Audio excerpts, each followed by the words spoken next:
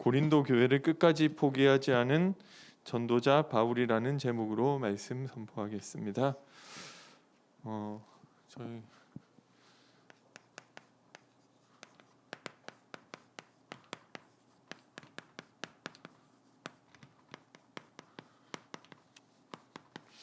고린도 교회는 사도 바울이 직접 세운 교회고요. 그 아덴에서 사도행전 17장 18장에 우리가 잘 알고 있는 것처럼 아덴에서 어떻게 보면 전도를 실패하고 고린도로 가게 되는데, 거기서 브리스길라, 로마에서 추방당한 브리스길라 아굴라 부부를 만나게 되고요. 그 만남을 통해서 이 고린도 교회가 세워지는 기초가 놓여지게 됩니다. 그래서 일단 18장 안에서만 봐도 회당장 디도 유수도, 그리고 에바브라 디도, 이런 여러 인물들이 연결이 되고요. 바울이 한 1년 넘어 이 고린도 교회에서 사역을 하다가 그 다음 이 사역자에게 바톤을 넘겨주고 가게 되는데요. 그런데 그 이후에 고린도 교회에서 들려오는 이야기들이 바울이 너무 걱정할 만한 이야기들이 계속 보고로 들어오는 거예요. 그러니까 이거를 내가 그냥 있으면 안 되겠다. 그래서 그 잘못된 부분에 대해서 교정할 수 있도록 고린도 전서를 쓰게 되고요. 고린도 전서를 쓰고 이 사람들이 뭔가 딱 이 편지를 받고 특별한 반응이 없었던 것 같아요. 그래가지고 이게 편지로 될 게 아니라 내가 한번 가야 되겠다. 그래서 에베소에서 이 고린도로 가는 이 직항하는 배를 타고 방문을 하는데 그냥 퇴짜를 놓는 거예요. 그러니까 못 만나고 그냥 온 것 같아요. 우리는 너네 같은 사역자 필요 없다. 그래서 너 같은 사역. 그래서 다시 에베소로 돌아오게 되는데요. 에베소로 돌아왔을 때 바울에게는 또 다른 더 큰 어려움이 기다리고 있어서 감옥에 갇히게 되나 봐요. 그래서 또 감옥에서 저기 고린도 교회를 다시 한번 생각하면서 눈물의 편지라는 성경에 기록되지 않은 그런 편지를 다시 한번 써서 보내게 되고요. 그래서 이 편지를 보내놓고도 어떻게 됐는지 모르잖아요. 그러니까 내가 그래도 다시 한번 더 고린도 교회를 방문해야 되겠다. 그때 퇴짜를 받았지만, 그래서 이번에는 삥 돌아서 이 육로를 통해서 고린도 교회로 에베소에서 출발하게 되었습니다. 그러니까 시간이 많이 걸리는데, 이 중간에 고린도후서를 보면 이게 한 사람이 쓴 게 아니라 여러 사람이 쓴 편지다. 왜냐하면 이 내용 조금 얘기했다가 저 내용 조금 얘기했다가 바울의 이전 편지는 안 그랬는데 이거 이 말 조금 얘기하고 이거 여러 사람이 쓴 편지를 짜집기 했다. 이런 얘기가 있거든요. 그런데 그랬을 것 같지는 않고요. 한 명이 썼는데 조금 썼다가 또 덮어놨다가 며칠 뒤에 또 조금 쓰고 이래서 그런 것 같아요. 그래서 이걸 여러 날에 걸쳐서 썼다. 이렇게 알 수 있고요. 그래서 이 가던 중에 막 여러 가지 그래서 이 바울이 또 두 번째 고린도를 향해 갈 때 마음이 뭐냐면은 이번에는 나를 받아들일까? 내가 또 퇴짜 맞으면 어떡하지? 라는 이런 마음을 가지고 고린도후서를 시작한 것들을 좀 알 수 있고요. 그래서 2장 1절에 보니까 내가 다시는 너희에게 군심 중에 나아가지 아니하기로 스스로 결심했다. 그리고 2장 4절에는 내가 마음에 큰 눌림과 걱정이 있어 많은 눈물로 너희에게 썼다. 그래서 여러 가지 이 걱정하고 염려하는 마음 가운데 가다가 중간에 디도로부터 소식을 듣게 돼요. 그래서 예전에 고린도 전서를와 그 중간에 편지를 통해서 이 고린도 교회 사람들이 깨닫고 회개했다는 거예요. 그리고 그래 우리가 잘못 생각했던 것 같다. 그리고 바울을 적대하는 분위기에서 바울을 받아들이는 분위기로 이런 것들이 중간에 바뀌게 되는 그런 내용들을 볼 수 있습니다. 그래서 그렇게 해가지고 7장 9절에 내가 디도를 만나보고 너네가 이게 회개했다는 소식을 들었다. 좀 이런 내용들로 중간에 내용이 바뀌는데요. 그렇게 되면은 이제 잘 끝나야 되는데 어떻게 보면 그와 동시에 새롭게 시작되는 좀 문제가 있었는데요. 그게 뭐냐면은 11장 4절에 나오는 지극히 크다 일컫는 이 사도들, 이런 이 사람들이 출연한 거예요. 이 사람들이 뭐 어떻게 보면은 지극히 크다는 사도들, 11장 5절에 나오는 어떤 이런 이 지극히 큰 사도들이 나와서 이 바울을 공격하는 거예요. 이 사람들이 고린도 교회로 새롭게 흘러 들어와서 아마 좀 유대 율법주의자들이었던 것 같아요. 그래서 바울을 공격하는데 주로 공격하는 내용이 뭐냐면은 이 바울의 사도권을 가지고 공격을 하는 거예요. 그래서 이 사도의 기준을 사도행전 1장에서 이제 가룟 유다가 이제 없어지고, 야 11명 11사도니까 너무 이상하다. 그러니까 우리가 12번째 사도를 뽑자. 그런데 이 12번째 사도를 뽑을 때 사도의 기준을 어떻게 정할 것이냐? 예수님이 살아계셔서 처음 공생의 사역을 시작하시던 그 일로부터 해서 예수님의 죽음과 부활을 목격한 증인 가운데서 그분과 함께 늘 그분과 함께했고 사역했던 그 사람 가운데서 우리가 사도회를 세워서 이 사도의 수를 가입시키자. 그래서 제비뽑을 뽑아서 이 마띠아를 얻는 그 내용이 나오는데요.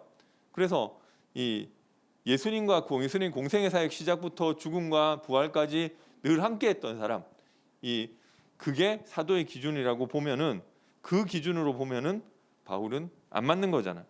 그래서 그거를 또 하나님이 인정하는 그 의미에서 그 마띠아가 사도로 가입했는데 하나님이 인정하는 의미에서 그 사도가 뽑히고 나니까 오순절 마가다락방에 성령 충만을 주시면서 딱 인정을 하나님이 해주셨잖아요.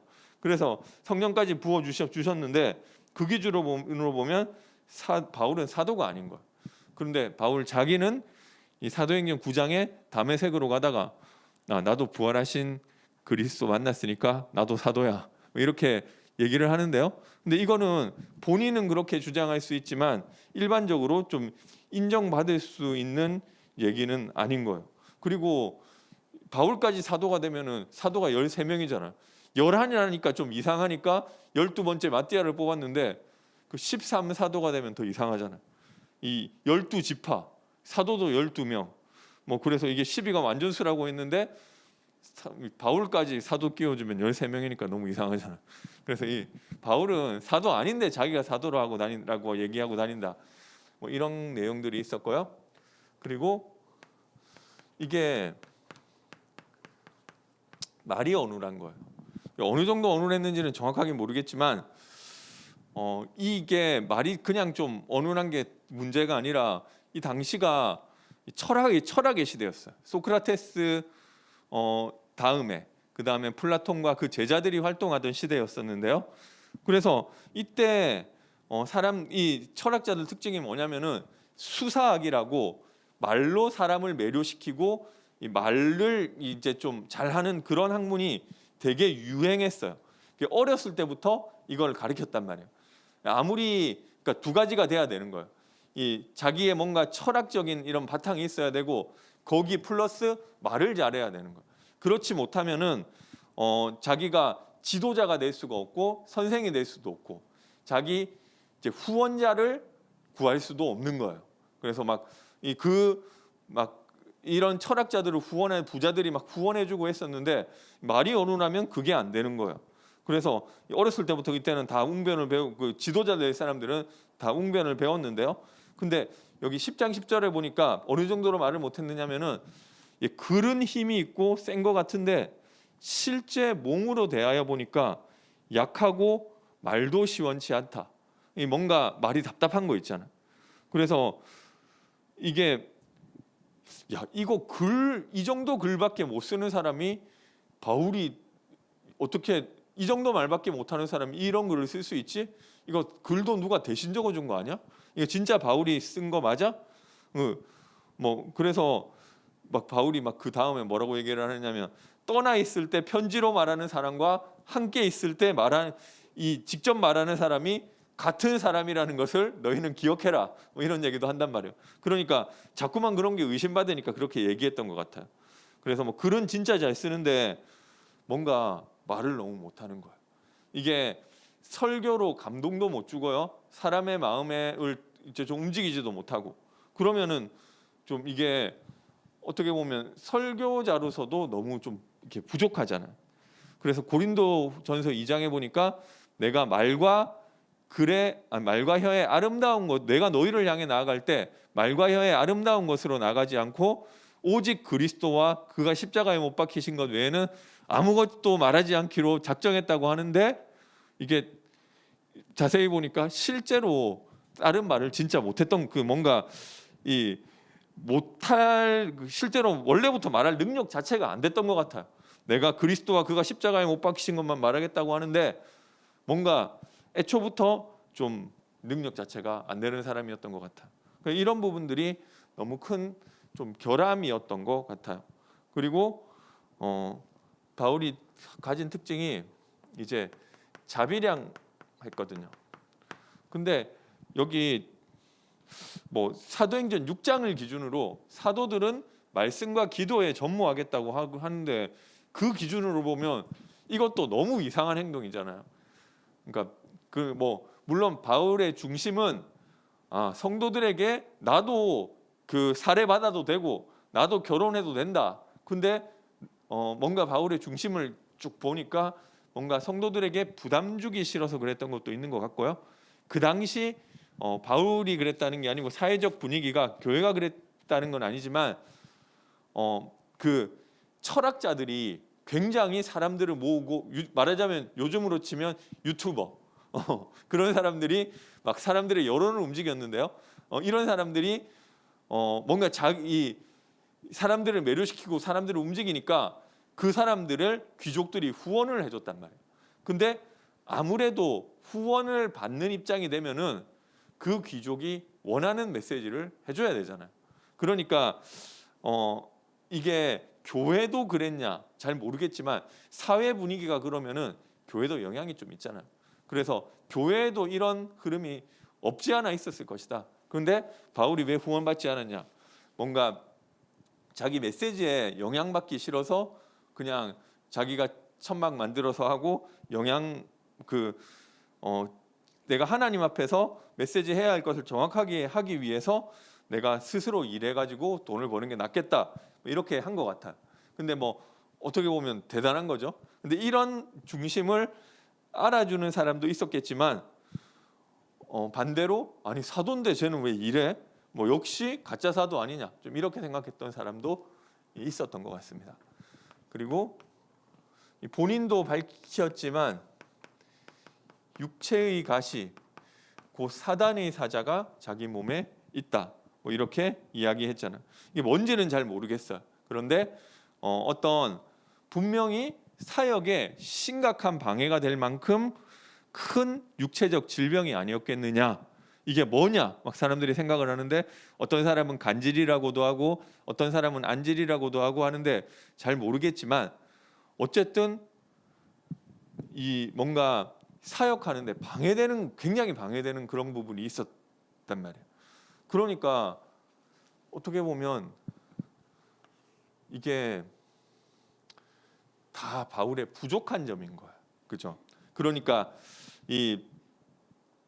아니 사도인데 하나님이 종으로 불렀는데 아니 모세처럼 뭔가 이거를 뭐 홍해도 가르고 뭐 이렇게 막 엘리야처럼 뭔가 자기 마음에 안 들면 불도 떨어뜨리고 이래야 되는데 바울은 보면 자기 막 다니면서 두드려 맞고 다니고요. 막 이리저리 정처 없이 떠돌아다니고 그리고 뭐 육신적으로 응답도 못 받는 것 같고 사도 아니다 이런 얘기를 하는 거예요.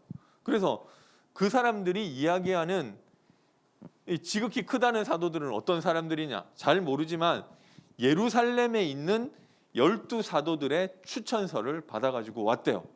그러니까 추천서 있지. 그리고 뭔가 아무래도 말도 잘했겠죠. 그리고 뭔가 육신적으로도 좀 괜찮은 사람들이었던 것 같아요. 그 기준으로 보면 우리 정도 돼야 사도지 바울이 무슨 사도냐 이런 식으로 좀 계속 좀 공격받았던 내용들이 있는 것 같아요. 그런데 여기에 대해서 바울은 뭐라고 이야기를 하느냐면 결국 복음이 어떤 것이냐를 이야기하는 것입니다.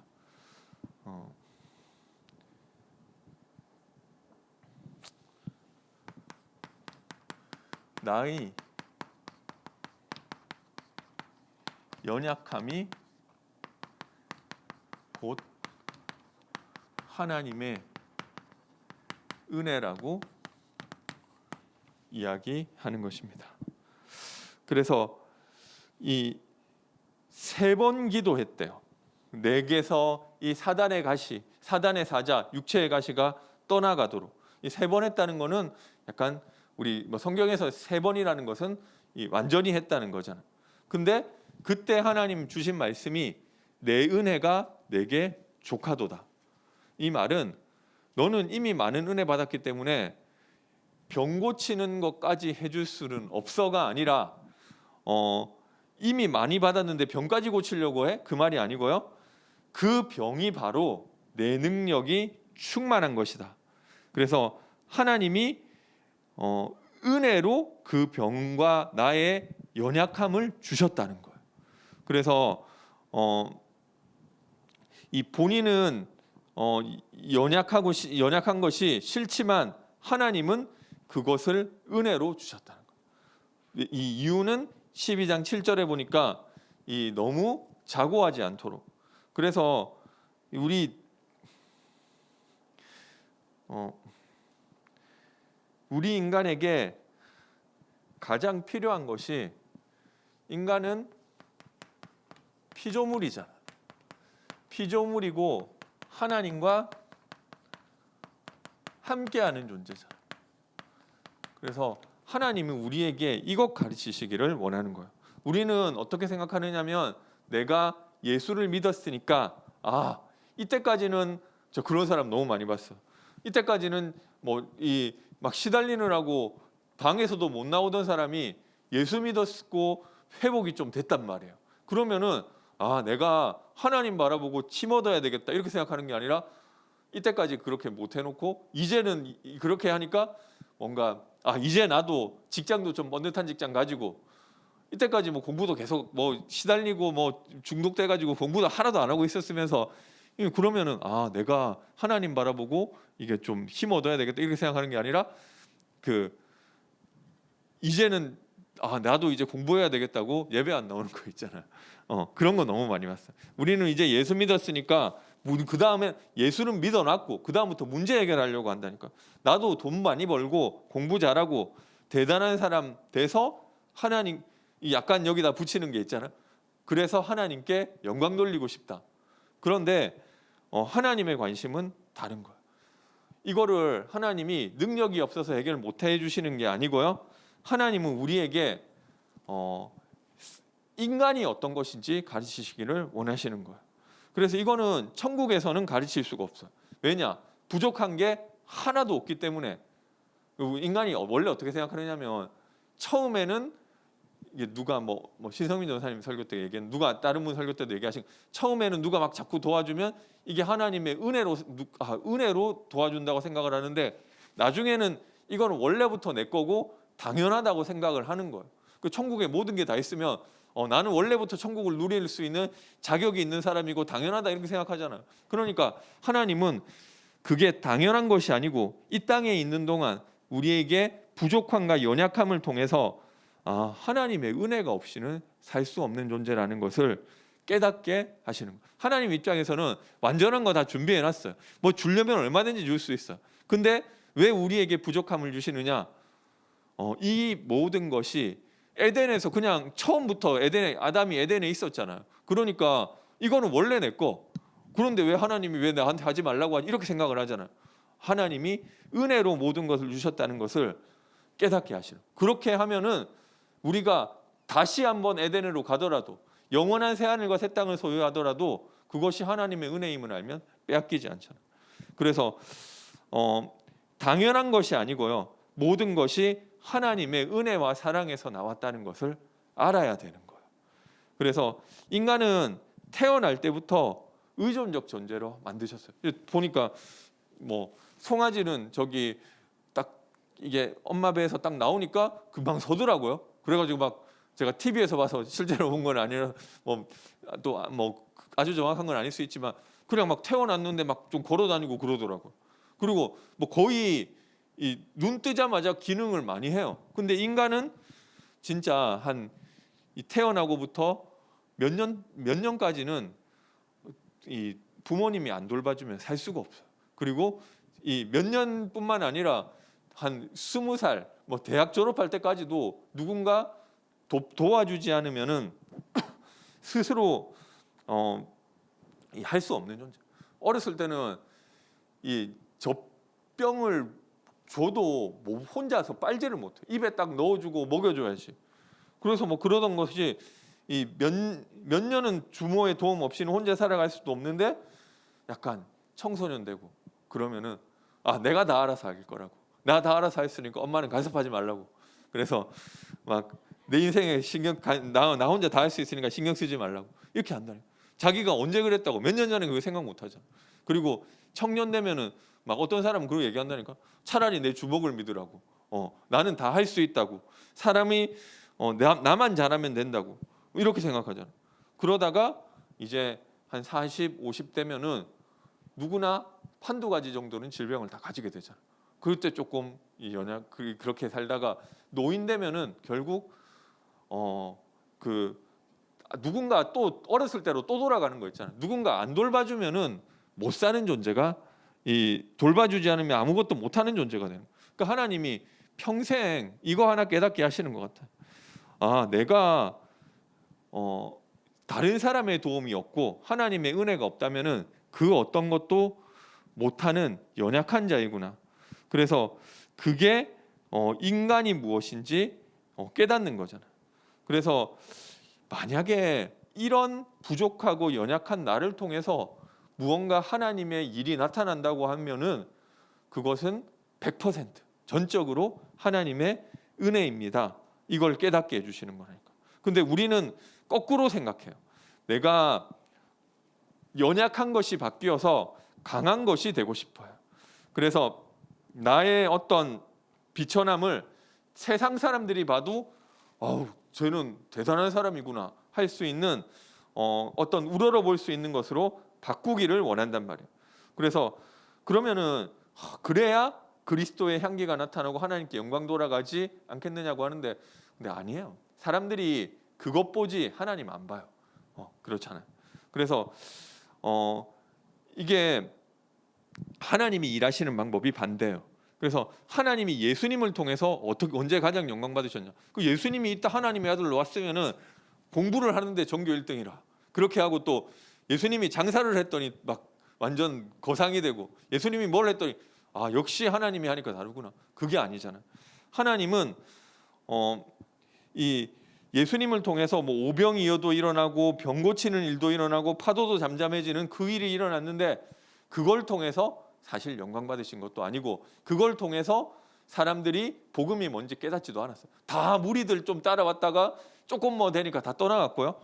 결국 십자가에서 낮아지심을 통해서 그 하나님께서 그 순간에 제일 영광 받으셨고요.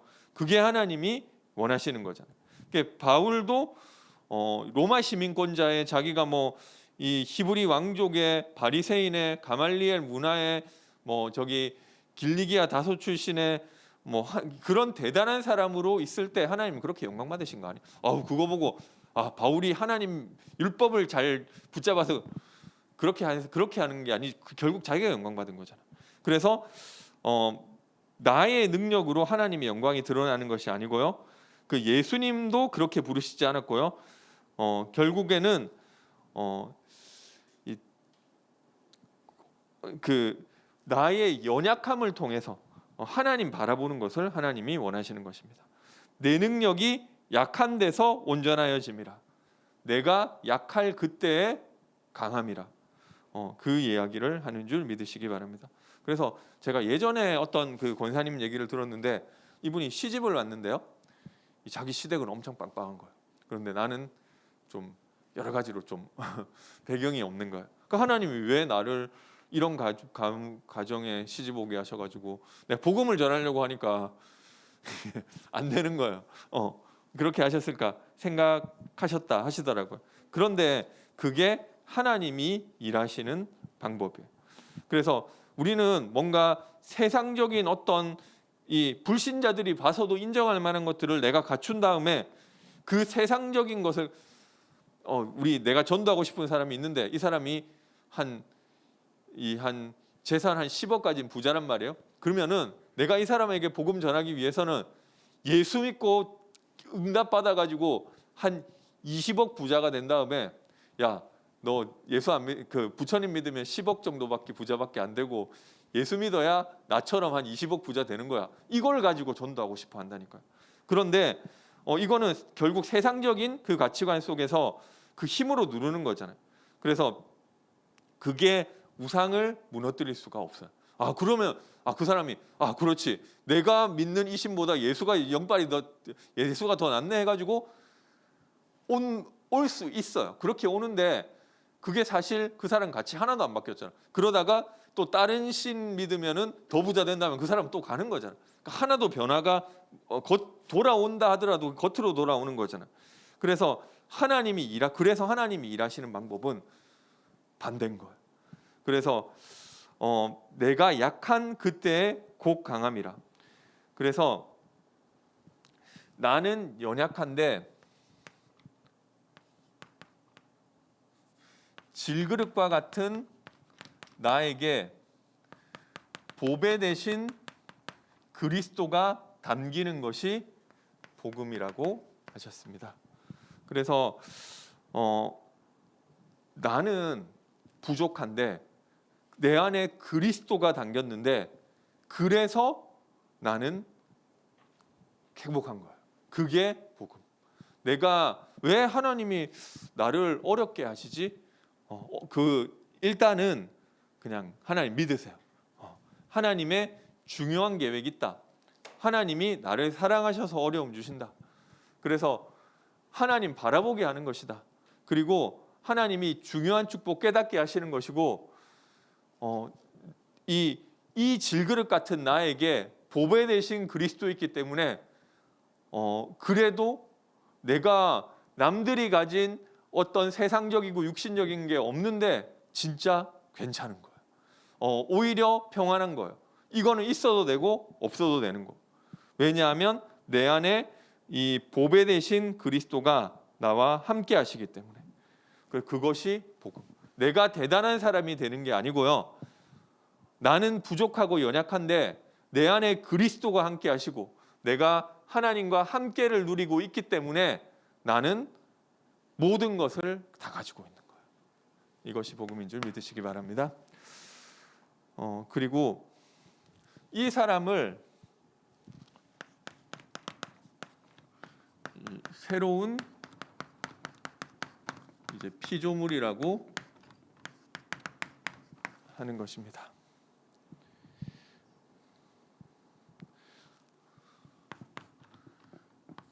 그리스도로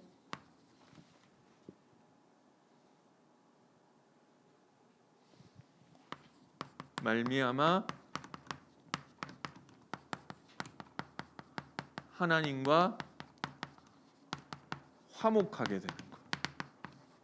원래는 하나님 떠났고 하나님과 원수되어 있던 우리가 그리스도로 말미암아 하나님과 화목해 되는 그 사람.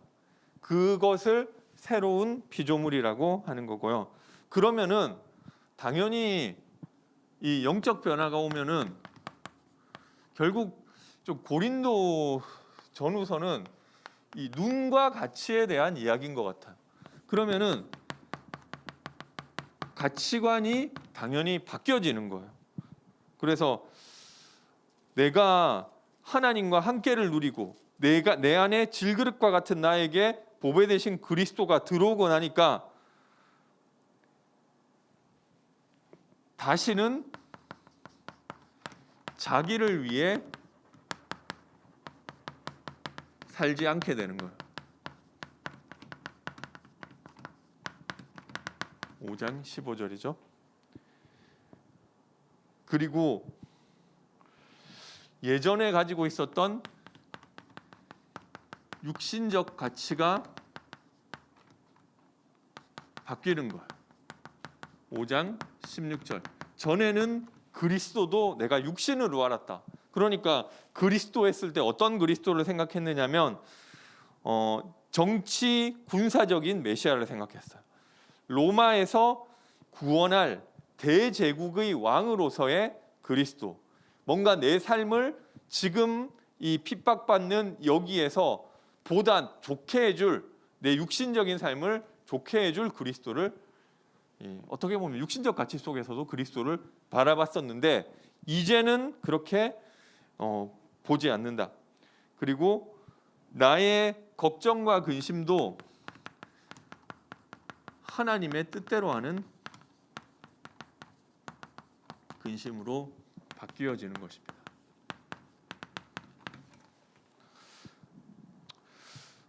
그래서 그게 그리스도의 향기가 되는 거예요. 뭔가 이 예수님이 내 죄를 위해서 십자가에 죽으시고 부활하시고 그 은혜로 내가 구원받았어. 그것이 믿음이 맞는데, 진짜 믿는다는 것은, 진짜 믿음은 그 그리스도의 은혜로 말미암아 이 나의 나중심에, 그리고 세속적이고 육신적인 가치가 새롭게 바뀌어 버리는 것이 진짜 믿음인 줄 믿으시기 바랍니다. 그래서 물론 우리가 단계가 있어요. 뭔가 이 예수 믿자마자 확 바뀌고 이런 사람은 사실은 거의 없잖아요. 그래서 하나님이 하나하나씩 또 바꿔주시고, 그래서 연약함도 주시고 하시는데요. 그런데 뭔가 내가 좀 중요한 것은, 내가 이전 이 질그릇된 나에게 보배 되신 그리스도가 와서 새로운 피조물이 됐다고 하는데, 그래서 그 그리스도로 말미암아 내가 뭐가 바뀌었냐는 거예요. 그런데 내가 바뀐 게 하나도 없고, 예수 믿고 나서도 여전히 돈, 예수 믿고 나서도 여전히 성공, 예수 믿고 나서도 여전히 내 건강, 예수 믿고 나서도 여전히 우리 자녀, 우리 가족, 물론 우리 가족이 중요하지만 그것만 생각하고 있다면은 그거는 어떻게 보면 믿음 자체가 없는 거잖아요. 그래서 찬송가 중에서도 그런 찬양이 있잖아요. 이전에 좋던 것 이제는 값없다. 그게 되어지는 게 새로운 피조물이란 말이에요. 이 말은 뭔가 세상적인 가치, 육신적인 가치를 내가 포기하고 내려놓고, 내가 이걸 너무 아깝지만 이걸 포기하고 믿음을 선택하고, 이게 아니라 되어지는 부분이잖아요. 빛 대신 그리스도, 그 보배 대신 그리스도가 나에게 발견되니까 되어지는 부분이잖아요. 이 천국은 마치 감추인 보화와 같아서 이 밭에서 그것을 발견하고 모든 소유를 팔아 그것을 살 수밖에 없는 것이 발견되면은, 옛날에 그렇게 중요했던, 내가 조금 더 올라가고 싶어 했고 내가 1점 더 받으려고 막 그렇게 아둥바둥하고 경쟁했던 그것들이 중요한 게 아니구나. 내가 그걸 위해서 살아가는, 그것이 나의 자존심이고 그것이 나의 모든 거라고 생각했던 그것이 진짜 가치를 발견하니까 바울이 했던 체험과 같이 그리스도의 빛 앞에 가치가 없어지는 거잖아요. 그래서 이게 그냥 되어지는 거예요. 그게 안 되면은 결국 이게 뭐냐면은 세상적인 가치로 다 보는 거잖아요. 말을 못하느니, 육체에 가시가 있느니, 이게 육신적으로 부족하니, 이게 그 복음이냐고요. 이게 새로운 피조물로 바뀌어진 가치를 가진 사람의 이야기냐고요. 결국 고린도전서는 전후서 마찬가지예요. 결국 어떤 눈으로 자신을 보고 교회를 보고 다른 사람을 보고 사역자를 보느냐는 거예요. 그게 안 되면은 우리 교회 건물이 좀 낡았다, 부끄럽다니까요. 우리 교회 건물 좀, 우리 목사님이 만약에 내가 봤을 때 설교를 좀 잘 못하는 것 같다, 그럼 우리 목사님 아니었으면 좋겠고 부끄럽다니까. 이 결국 바울한테 하는 얘기잖아. 그게 이 가치 속에, 이 바뀌어진 가치 속에서 그렇게 된 것이 아니라 세상에 있는 가치를 그대로 가지고 나를 보고 교회를 보고 사역자를 보고 세상을 보고, 그거잖아. 그래서 그게 결국 바뀌어지는 내용, 눈이 바뀌는 내용이에요. 그래서 이게 되어지는, 그리스도 안에 내가 들어오면 새로운 피조물이 되는데, 이걸 돼야 돼 막 이거 주입시키는 게 뭐 물론 뭐 복음을 각인하는 입장에서 그렇게 할 수도 있지만 되어지는 거. 그래서 복음 안에서 당연히 따라오는 게 변화란 말이에요. 그래서 이게 없으면은 믿음을 한번 점검해 보세요. 하나님이 물론 하고 계시는 과정이겠죠. 근데 하나님은 나에게 복음이 발견된 만큼 그것이 되어지게 하실 줄 믿습니다. 그래서 이 사람은 어떻게 보면 이 절대무적이에요. 왜 절대무적이냐? 사방으로 우겨쌈을 당하여도 쌓이지 아니하고, 답답한 일을 당하여도 낙심하지 아니하고, 박해를 받아도 버림받지 않고, 거꾸로뜨림을 당하여도 망하지 않고. 이 사람은 육신적인 가치, 세상적인 응답이 없어도 되는 사람이에요. 근데 그 사람에게 만약에 하나님이 응답을 주신다, 그거 가지고 하나님께 영광 돌리면 되는 거예요. 근데 없으면은 어떠냐? 없어도 괜찮은 사람, 그리스도 모든 문제 해결자, 거기서 인생이 끝났단 말이에요. 다시는 자기를 위해서 살지 않는 사람이기 때문에, 우리가 뭐 저기 막 이재용보다 부자라서 절대 무적이 아니라 그리스도 내 안에 있으니까 그걸로 나는 충분하니까, 사방으로 어려움을 당하고 답답한 일을 만나도 거기서 망하지 않고 넘어지지 않는 사람, 히브리서에 나오는 것처럼 세상이 감당하지 못할 사람이 새로운 피조물, 내 질그릇 대신 보배가 내 안에 담겨진 사람인 줄 믿으시기 바랍니다.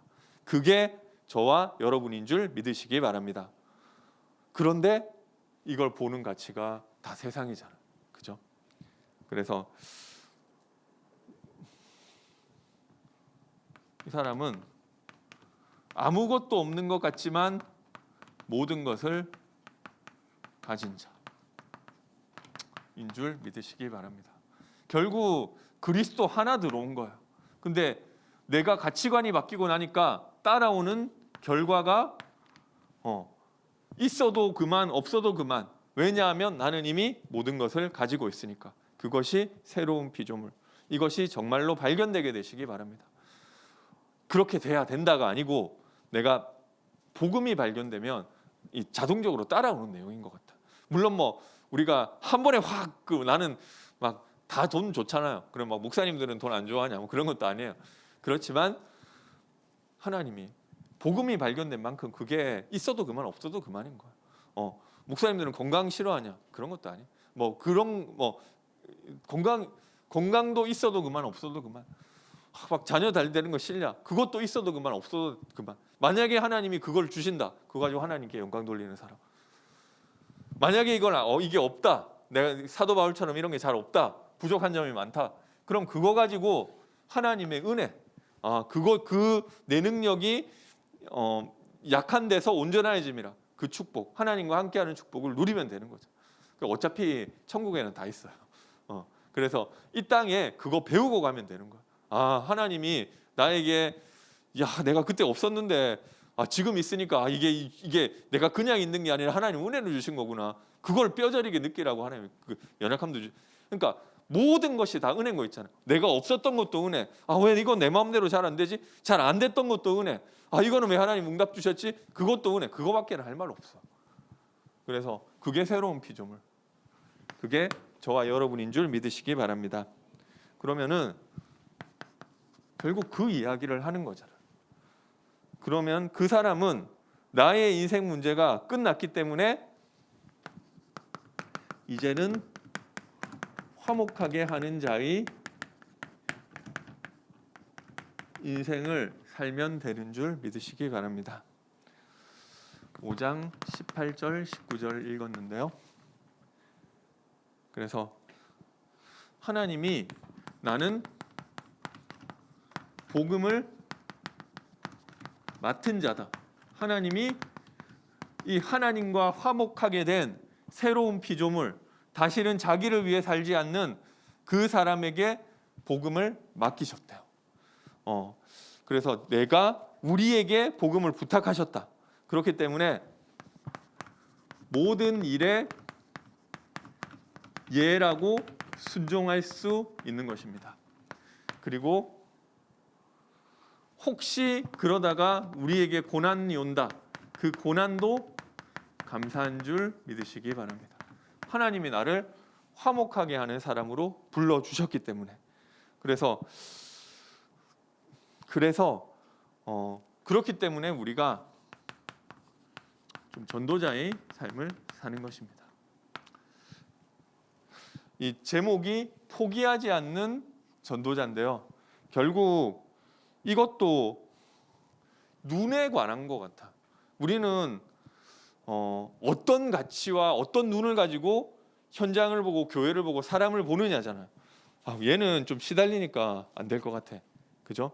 근데 얘는 좀 막 자꾸 막 집중 안 하니까 안 될 것 같아. 그게 세상적 가치냐 아니면은 바뀌어진 가치냐 그거잖아. 그렇게 치면은 내가 제일 안 됐어야 됐었는데 나 같은 사람도 하나님이 이만큼 바꿔놨잖아. 그러면은 이 사람도 소망이 있구나. 이 사람에게 복음 들어가면, 이 아이에게 복음 들어가면은 이 사람도 바뀔 수 있다.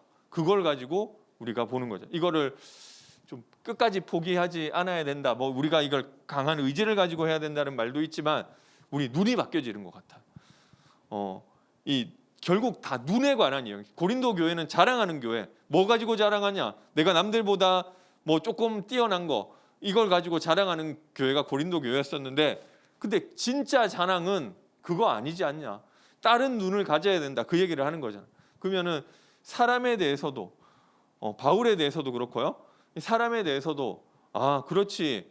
복음의 눈으로 보게 됐을 때 그 질그릇과 같은 그 사람에게도 보배 대신 그리스도 들어가면은 되는구나. 그래서 끝까지 포기하지 않는 거잖아. 그래서 끝까지 포기하지 않는 화목하게 하는 자의 인생에 응답받게 되시기 바라겠습니다. 그래서 결론은 이게 우리가 이 과정을 가고 있는 것 같아. 우리 가치관이 바뀐다고 하는데 어떻게 보면 막 목사도 그렇고 교육자도 그렇고 완전하지가 않아요. 그 다 딴 거 좋아한다니까요. 근데 이거를 계속 이게 하나님이 우리 인생을 통해 계속 바꿔 가시는 것 같아. 그런데 어떻게 하나님이 바꾸게 하시느냐? 제가 20절도 읽었어야 되는데 20절을 19절까지만 읽었는데요. 20절에 보니까 그러므로 우리가 그리스도를 대신하여 사신이 되어 하나님이 우리를 통하여 너희를 권면하시는 것 같이 그리스도를 대신하여 간청하노니 너희는 하나님과 화목하라.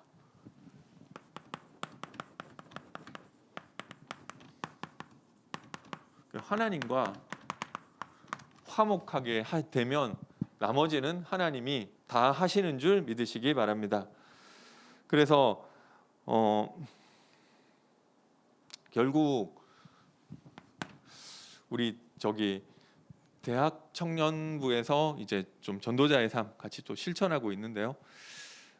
결국은 우리 지난달에 좀 포럼에 이제 좀 말하자면 현장에서 응답받고 있는 분들 좀 몇 명 모셔서 이제 전도자의 삶 포럼도 들어보고 했었는데요. 근데 중요한 것은 특별한 뭔가가 있는 것이 아니라 결국은 하나님 바라보는 거, 하나님과 관계를 회복하는 거죠. 하나님과 관계를 어떻게 회복하느냐면 결국은 그게 여기 고린도후서에 나온 그게 깊은 기도고 그게 좀 예배 성공이잖아. 그리고 우리가 그냥 하는 것이 아니라 화목하게 하는 직분을 가지고 그 일을 가지고 이 일에 도전하는 것입니다. 그것을 이 전도자의 삶이라고 하는 거고요. 방법은 대단한 방법이 있는 게 아니에요. 그냥 하나님 바라보는 거예요. 내가 예배를 통해서 하나님 바라보고 아침 시간에 조금 일찍 일어나서 하나님 나에게 주시는 말씀을 붙잡고 자기 전에 말씀을 로 내 하루를 정리하고 그거가 결국 하나님 바라보는 그거를 하는데 하나님이 내 삶에 역사하시기 시작하는 거야. 왜 나는 그렇게 이런 그 간증하는 사람들처럼 내 삶에는 이런 그런 증거가 없느냐? 하나님이 내 삶 가운데 역사할 틈이 너무 없어서 그래요. 내가 너무 바쁘고 그래서 뭔가 우리가 로봇가 아니잖아. 하나님이 나에게 은혜를 주고 뭔가 내 삶에 역사하려면은 나에게 필요한 것이 좀 멈추는 시간, 그죠? 그리고 하나님 바라보는 시간 이게 있어야 되는데 이게 우리 삶 가운데 없는 거야. 그게 예배고 깊은 기도고 전도자의 삶이고. 그래서 333의 응답을 가지고 내가 하나님과 화목하는 거. 이게 결국 하나님 앞에 멈추는 시간 그리고 전도자의 삶 이것을 하나님 바라보면 하나님이 하게 하시는 거. 이게 되어지는 내용이거든요. 복음은. 그런데 막 야 너네가 가치관 바뀌어야 돼 이 얘기가 아니에요. 복음 안에 있으면 되어지는 부분인데 그런데 굳이 그러면은 다 되어진다고 하면은 사람 편에서 할 거는 그냥 하나님 바라보는 거. 어떻게 하나님 바라보냐? 예배 드리면 되잖아. 그 말씀 붙잡으면 되는 거. 그리고 그 붙잡은 말씀을 가지고 내가 정리하고 그 말씀 묵상하고 그게 끝이에요. 그리고 그 말씀이 성취됐는지 확인하고 그리고 전도에 방향 맞추고 그게 그걸 통해서 내가 전도자의 삶을 사는데 하나님이 깨닫게 해주시는 거잖아. 아 그래 내 삶 복음을 귀로 듣는 것이 아니라 내 삶에 강단 말씀이 성취되고 그런 것들을 통해서 복음이 나에게 체험되는 거죠. 그것이 그러면 이게 하나씩 되어지는 것 같아요.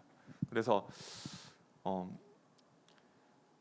오늘도 복음 붙잡고 하나님과 화목 누리심으로 하나님과 함께를 누리심으로 화목하게 하는 자의 직분을 감당하게 되시기 바라겠습니다.